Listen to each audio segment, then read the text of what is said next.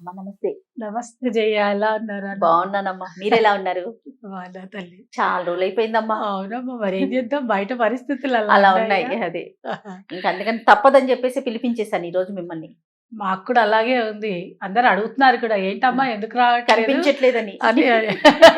నాకు కూడా నమ్మ పర్సనల్ గా చాలా మంది అదే అమ్మ కనిపించట్లేదు అనేసి అందరు అడుగుతారు కదా, ఏంటి మీ అమ్మాయి లేదా, అమెరికా వెళ్ళిందా, మా వేరే వాళ్ళతో కనిపిస్తుంది, పాతవా, ఇన్ని క్వశ్చన్లు మాకు. లేదు లేదు, ఇండియాలోనే ఉందని చెప్పారా? చెప్పాను, ఇండియాలోనే ఉంది, చేస్తుంది, నన్ను పిలుస్తుంది. సరేనమ్మా. అమ్మ ఈ రోజు ఒక మంచి టాపిక్ తో మీ ముందుకు వచ్చాను నేను. ఏంట్రా? ఎవరో క్వశ్చన్ రేస్ చేశారు ఇది నా దగ్గర, సరే మేము ముందు పెడదాం అనిపించింది. అద్దం పగిలితే ఓకే, అది ఏమన్నా అశుభమా? అది కూడా బెడ్రూమ్ లో అసలు అద్దం ఉండొచ్చా? అది పగిలితే ఏదన్నా అవుతుందా అనేది ఎవరో అడిగారు మా. సో మీరు రెండు ప్రశ్నలు కలిపేశావు. బెడ్రూమ్ లో అద్దం ఉండొచ్చా ఉండకూడదా అనేది అసలు పెద్ద క్వశ్చన్. అసలు అద్దం అంటే ఏంటి, ఎందుకు అద్దం? చాలా మంది తెలియకుండా ఇష్టం వచ్చిన చోట్ల అద్దాలు పెట్టేసుకుంటారు.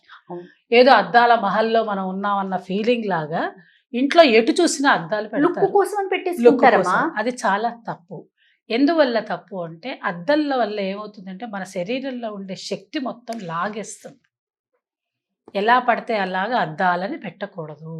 మనం చూసుకోకపోయినా అద్దం ఉందంటే మన శక్తి లాక్కుంటుంది. చాలా ఇళ్లలో ఏం చేస్తారంటే, ఆ పైన ఎరిట్రియం లాంటిది చేసుకున్నప్పుడు ఏం చేస్తారంటే, ఓ పెద్ద అద్దం పైన పెడతారు. ఎందుకని అంటే, ఆ అద్దం వల్ల రిఫ్లెక్షన్స్ కనిపిస్తూ ఉంటాయి, చాలా ఆనందంగానే ఒక ఫ్లవర్ లాంటిది పెట్టి అద్దం పెట్టేస్తారు.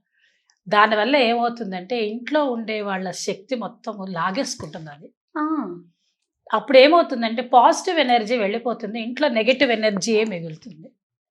ఆ ఇంట్లో డబ్బులు నిలబడవు. పైకి భార్యాభర్త ఆనందంగా కనిపించినా కూడా వాళ్ళ మధ్యలో అనవసరమైనటువంటి విభేదాలు వస్తాయి, కనిపించవు బయట వాళ్ళకి. మీలాంటి వాళ్ళు అడుగుతారు, లేదండి నేను చాలా ఇళ్ళు చూశాను, వాళ్ళ ఇళ్లలో అద్దాలు రకరకాలుగా పెట్టుకున్నారు, వాళ్ళ కోటీశ్వర్లు చాలా బాగుంటారు, ఏంటమ్మా మీరు ఇలా అన్నారా అని అడగచ్చు. నన్ను క్వశ్చన్ వస్తుంది వెంటనే. కానీ బయటికి చెప్పుకోలేని బెడ్రూమ్ సమస్యలన్నీ వాళ్ళ ఇంట్లోనే ఉంటాయి.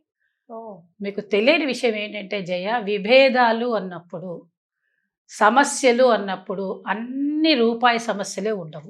ఇది కరెక్ట్ మాట అమ్మా. ప్రతిదీ రూపాయితో ఉండదు. ఆయన ₹1,00,00,000 సంపాదించుకొచ్చి వాళ్ళ ఆవిడ చేతిలో పెట్టినప్పటికీ కూడా ₹1,00,00,000 ఏం చేయదు. ఎప్పుడు ₹1,00,00,000 ఆనందాన్ని ఇస్తుంది చెప్పు? వాళ్ళు సంతోషంగా దాన్ని అనుభవించినప్పుడు. ఎలా అనుభవిస్తారు? మనసు సంతోషంగా ఉంటుంది. మానసిక సంతోషం భార్యాభర్తలకి ఎక్కడొస్తుంది? వాళ్ళ బెడ్రూమ్లో వాళ్ళు సఖ్యతగా ఉంటే, వాళ్ళు ఆనందంగా ఉంటే, వాళ్ళిద్దరూ ఒకళ్ళకి మనసుని వాళ్ళు మాట్లాడుకొని విప్పి మాట్లాడుకున్నట్టయితే, వాళ్ళు చేసేటువంటి విధానాలను బట్టి సంతోషంగా ఉంటే ఆ డబ్బు సద్వినియోగం అవుతుంది. లేని పక్షంలో నీ ₹1,00,00,000 అక్కడ ఉంటాయి, ఏం ఉపయోగం నాన్న? అవును అవును. అందువల్ల ప్రతిదాన్ని డబ్బులతోటి మనం పోల్చకూడదు. First point. రెండవ పాయింట్, ఇంట్లో అద్దం చాలా మంది ఏం చేస్తారంటే, పెట్టకూడని చోట్లు చెప్తున్నాను, గుమ్మానికి పెట్టేస్తారు. గుమ్మం సైడ్ మనకి బయటికి వెళ్ళేటప్పుడు అద్దం చూసుకుని పోవాలట. నేను చాలా ఇళ్లలో చూసాను. బయటికి వెళ్తూట మర్చిపోతే బొట్టు పెట్టుకున్నానా లేదా, సరిగ్గా ఉన్నానా లేదా, నా అటైర్ బాగుందా లేదా అని తలుపు వేసేసుకుని బయటికి వెళ్ళేటప్పుడు చూసుకోవడం. ఓకే. దానంత దరిద్రమైన విషయం ఇంకొకటి ఉండదు. బయటకి ఎప్పుడు అద్దం పెట్టకూడదు, మెయిన్ డోర్ ఉండకూడదు. మరి అద్దం ఎక్కడ ఉండాలి అంటే, నిజంగానే వాళ్ళ పెట్టదలుచుకుని నీ ఇంట్లో నెగిటివ్ ఎనర్జీ పోయి అప్పుల బాధలు అలాంటివి పోవాలంటే, నీ బెడ్రూమ్ తలుపు ఉంటుందే, తలుపుకు పెట్టండి ఒక అద్దం. లోపల వైపుకమ్మా? బయట సైడ్కి అందరూ చూసేటట్టుగా తలుపు. బెడ్రూమ్కి తలుపేసుకుని వెళ్ళిపోతారు కదా మీరు, చాలా మటుకు బెడ్రూమ్ తలుపేసుకుంటారు కదా, వేసుకున్నప్పుడు దానికి ఒక అద్దం పెట్టారనుకోండి, అటు ఇటు జనాలు వెళ్ళి వస్తూ తెలియకుండానే చూసుకుంటూ ఉంటారు. అప్పుడు ఇంట్లో ఉండేటువంటి నెగిటివ్ ఎనర్జీ మొత్తం ఆ అద్దం లాక్కుంటుంది.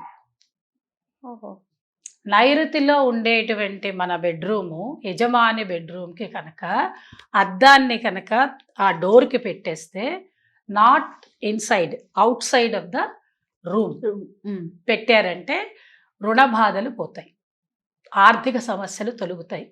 ఇవాళ పెట్టగానే రేపే అప్పు దొరికేస్తుంది అనుకోకూడదు. కొన్ని రోజులు అయ్యాక దాని ఎఫెక్ట్స్ తెలుస్తాయి. 2, మూడవది ఏంటి అని అంటే అసలు అద్దం అనేది అత్యవసరమైనటువంటిది ఇంట్లో. లక్ష్మీప్రదం. ఇంట్లో అద్దం అనేది లక్ష్మీప్రదం. పూజలో, నిత్య పూజలో కూడా మనము చిత్రం సమర్పయామి, చామరం విజయామి, ఆవిడికి ఆందోళికాన్ని సమర్పయమంటే ఆవిడకి అద్దం చూపించకుండా ఉంటాం. అద్దం చూపిస్తే, అద్దంలో ఇలా చూపిస్తే అమ్మవారు అందులో కనపడితే ఎంత ఆనందంగా నవ్వుతున్నట్టుగా ఉంటుంది. ఎవరికి తెలుస్తుంది అంటే నీ మనోభావన అమ్మవారు నిన్ను చూస్తున్నట్టుగా నేరుగా మన అమ్మని చూడకూడదు. అమ్మని ఎక్కడ చూడాలి? అద్దంలో చూడాలి. అమ్మ దేవాలయాల్లో కూడా మనము అద్దాలను చూస్తాం, మూల విరాట్కి ఆపోజిట్. ఎందుకని నేరుగా చూడకూడదు? స్వామిని నేరుగా చూడకుండా అద్దంలో చూస్తే ఆ ప్రతిబింబము మన మనసులో నిలబడుతుంది. అందుకని అమ్మవారి పూజ అంతా చేసి షోడశోపచార పూజ చేసినప్పుడు ఇలా చూపిస్తాం. ఆ అద్దంలో ఆవిడ కనపడంగా ఇలా చూసుకుంటే ఏమి ఆనందంగా ఉంటుందో అసలు. అమ్మవారిని దాన్ని అలా చూస్తుంటే లలితా పరమేశ్వరిని మనం చూస్తున్నామంటే అసలు ఆవిడ అందం ఏంటి, ఆనందం ఏమిటి, అదంతా మన మనసులో కనిపించాలి. అది పూజా విధానం, అది ధ్యానంలో చూసేటువంటిది. అక్కడ ఎట్లయితే వాడతామో మరి ఇంట్లో ఉండేటువంటి వాళ్ళందరికీ కూడా అద్దం కావాలిగా. కాబట్టి అద్దం కావాలనుకుంటే ఏం చేస్తాము? పూర్వకాలం రోజుల్లో ఏం చేసేవాళ్ళు అంటే జయ, ఇప్పుడు మీరు బెడ్రూమ్ అన్నారు, పూర్వకాలం బెడ్రూమ్ వేరే. బెడ్రూమ్లోకి ఎవరు వెళ్ళేవాళ్ళు కాదు, ఎప్పుడు పడితే అప్పుడు వెళ్ళేవాళ్ళు కాదు. ఓన్లీ పడుకునేటప్పుడు మాత్రమే నిద్రా సమయంలో బెడ్రూమ్లోకి వెళ్ళేవారు. అదే పడమటిల్లు అంటారు. దాన్ని ఈ రోజుల్లో అంటే ఇప్పుడు అందరూ బెడ్రూమ్స్ అనే పదం వాడి నైరుతిలో బెడ్రూమ్లు అందరూ మాట్లాడుతున్నారు. కానీ పూర్వకాలం రోజులు పడమటి ఇంట్లో అనేవాళ్ళు. పడమటి ఇల్లు అంటే నిద్ర శయనాగృహం, పడుకునే విధానం. అలా కాకుండా అక్కడ పడుకోవడానికి, అందుకనే ఆ రూమ్లోకి ఇంకా వేరే దానికోసం వెళ్ళరు. పక్కన ఇంకొక రూమ్ ఉంటుంది. అదే ఇప్పుడు మీరందరూ ఆర్కిటెక్ట్స్ అంతా చేసేది ఏంటంటే డ్రెస్సింగ్ రూమ్. ఆ డ్రెస్సింగ్ రూమ్లో ఏం చేస్తారో అద్దం పెడతారు, మనకు కావాల్సిన డ్రెస్సింగ్ టేబుల్ పెడతారు, కావాల్సినవన్నీ దానిలో ఉంటాయి. అక్కడ మనం తయారవుతాం, బయటకు వస్తాం. అలా లేని ఇళ్లల్లో అయితే ఎక్కడ పెట్టుకోవాలి అనేది ముఖ్యమైన ప్రశ్న. ఎప్పుడైనా కూడా తూర్పు ఈశాన్యం కానీ ఉత్తర ఈశాన్యంలో కానీ అద్దాలు పెట్టుకోవచ్చు. ఆ అద్దము బెడ్కి ఎదురుగుండా ఉండకూడదు. 2 విషయాలు చెప్పాను, బాగా అర్థం చేసుకోండి. ఇంట్లో బెడ్రూమ్ నైరుతిలో ఉన్నప్పుడు మీరు బెడ్ వేసుకున్నప్పుడు ఆ బెడ్ ఎట్లా ఉండాలంటే దక్షిణానికి తలకాయ పెట్టుకోవాలి, ఉత్తరం సైడ్ కాళ్ళు పెట్టుకుంటాం. నిద్ర లేవంగానే ఉత్తరం చూస్తాం, కుబేర స్థానాన్ని చూస్తాం, అది వెనక్కి ఉంటుంది. ఆ తర్వాత దానికి మనం ఏం చేస్తాం అంటే తలుపు ఎప్పుడు ఎక్కడ పెట్టుకుంటాం? ఈశాన్యంలో పెడతాం. అవును, పెడితే తూర్పు ఈశాన్యంలోనే పెడతాం, లేదా ఉత్తర ఈశాన్యంలోనే పెట్టుకుంటాం. అలా పెట్టుకున్నప్పుడు ఏ ప్లేస్ ఖాళీగా ఉంటుందో అక్కడ మనం ఏం చేస్తామంటే అద్దం పెట్టుకుంటాం. ఒక పాయింట్. రెండవది ఏంటంటే అక్కడ కనుక మనకు వరుసగా కబోర్డ్స్ వచ్చి ఉన్నట్టయితే కబోర్డ్కి అందరూ ఏం చేస్తారు? కబోర్డ్ మధ్యలో పెట్టుకోకూడదు. కబోర్డ్లో కూడా చివరి దానికి తలుపు పెట్టుకున్నప్పుడు దాన్ని ఇంకా మీరు అదృష్టం బాగా ఉండి చెప్పిన మాట విని వాస్తు బాగా పాటించేవాళ్ళు అద్దాన్ని లోపల సైడ్ పెట్టుకోవాలి. పెద్ద అద్దం తలుపు ఇట్లా తీసి మీరు అటు తిరిగి నిలబడ్డారనుకోండి, మీరు ఎటు చూస్తారు? అద్దం చూసుకుంటే అది కరెక్ట్గా ఉత్తరం సైడ్కి వస్తుంది. ఓకే, అలా చూసుకుని కనుక బంగారం ధరించిన, బొట్టు పెట్టుకున్నా, కాటికి పెట్టుకున్నా, మీరు చక్కగా అలంకరణ చేసుకున్నా ఆ ఇంట్లో ఆ స్త్రీ సౌభాగ్యవంతురాలుగా ఉంటుంది. ఎన్ని విషయాలు దాగున్నాయమ్మా ఈ యొక్క అద్దంలో. అందువల్ల చాలా జాగ్రత్తగా, ఒకవేళ మీకు వీలు కాలేదు, లోపల సైడ్ పెట్టుకోలేదమ్మా, ఏమన్నా తప్ప అంటే అలా కాదు, బయటకు కూడా పెట్టుకోవచ్చు. కానీ అది మంచానికి ఎదురుగుండా ఉండకూడదు. అంటే మనం పడుకునే దిశలో అద్దం ఉండకూడదు.